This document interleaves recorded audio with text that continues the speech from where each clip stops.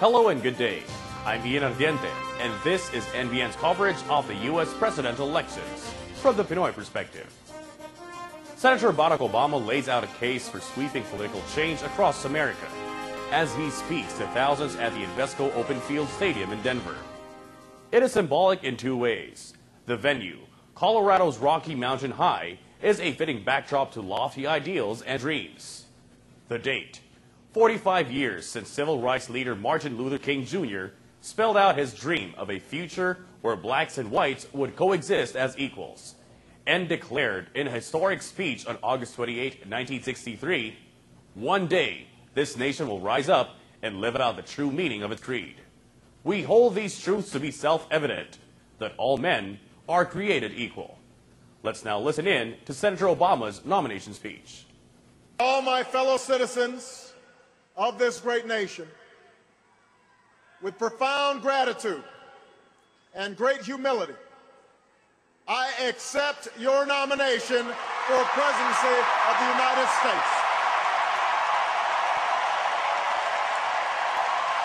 We meet at one of those defining moments, a moment when our nation is at war, our economy is in turmoil, and the American promise has been threatened once more. Tonight, more Americans are out of work, and more are working harder for less. More of you have lost your homes, and even more are watching your home values plummet. More of you have cars you can't afford to drive, credit cards, bills you can't afford to pay, and tuition that's beyond your reach. Now, these challenges are not all of government's making, but the failure to respond is a direct result of a broken politics in Washington and the failed policies of George W. Bush.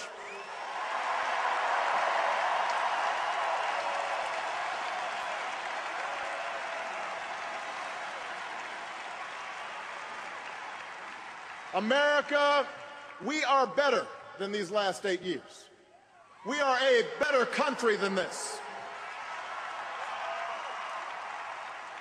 This country's more decent than one where a woman in Ohio on the brink of retirement finds herself one illness away from disaster after a lifetime of hard work. We're a better country than one where a man in Indiana has to pack up the equipment that he's worked on for 20 years and watches it shipped off to China, and then chokes up as he explains how he felt like a failure when he went home to tell his family the news. We are more compassionate than a government that lets veterans sleep on our streets and families slide into poverty, that sits on its hands while a major American city drowns before our eyes.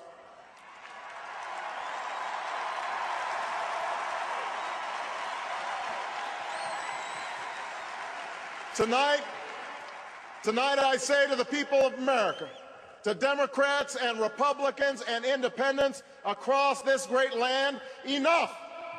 This moment,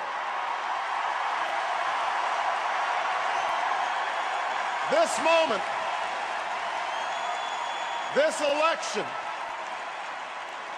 is our chance to keep, in the 21st century, the American promise alive. Because next week in Minnesota, the same party that brought you 2 terms of George Bush and Dick Cheney will ask this country for a third. And we are here because we love this country too much to let the next 4 years look just like the last 8.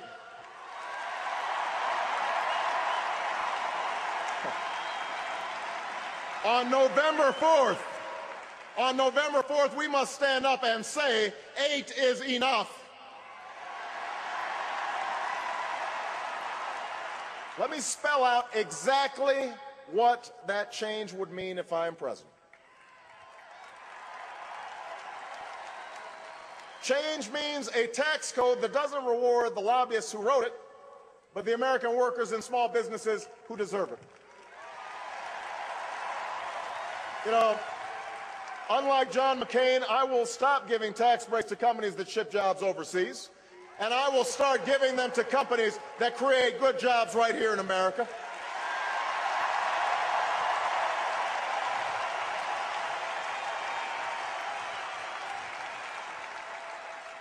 I'll eliminate capital gains taxes for the small businesses and startups that will create the high-wage, high-tech jobs of tomorrow. I will, listen now, I will cut taxes for 95% of all working families. Because in an economy like this, the last thing we should do is raise taxes on the middle class.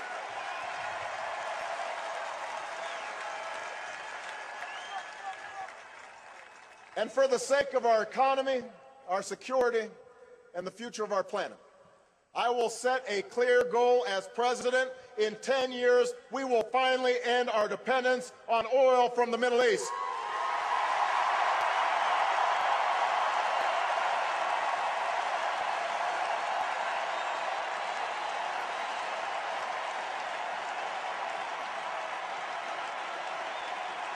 We will do this. Washington's been talking about our oil addiction for the last 30 years. And by the way, John McCain's been there for 26 of them. And in that time, he has said no to higher fuel efficiency standards for cars, no to investment in renewable energy, no to renewable fuels. And today we import triple the amount of oil than we had on the day that Senator McCain took office. Now is the time to end this addiction and to understand that drilling is a stopgap measure, not a long-term solution, not even close.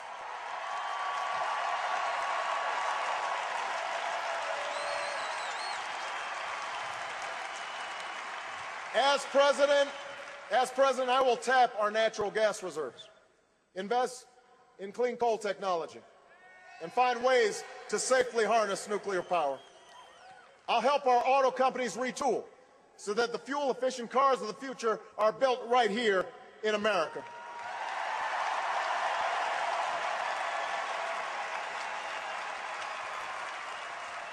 I'll make it easier for the American people to afford these new cars.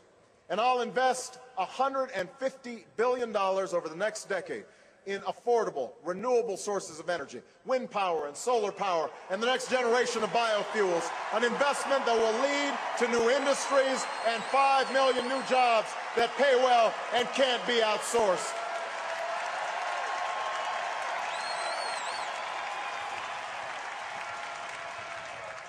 America, now is not the time for small plans.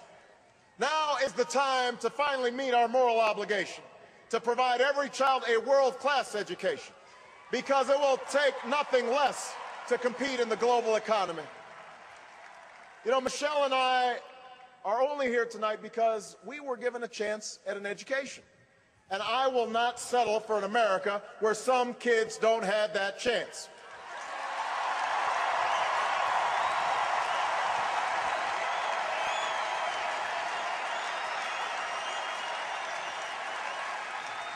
I'll invest in early childhood education. I'll recruit an army of new teachers and pay them higher salaries and give them more support.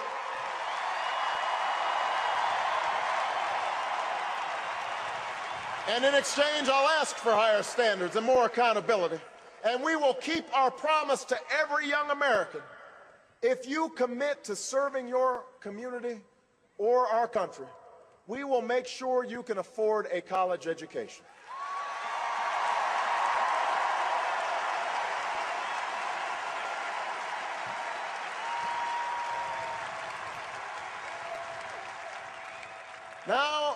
Now is the time to finally keep the promise of affordable, accessible health care for every single American. If you have health care, my plan will lower your premiums. If you don't, you'll be able to get the same kind of coverage that members of Congress give themselves. And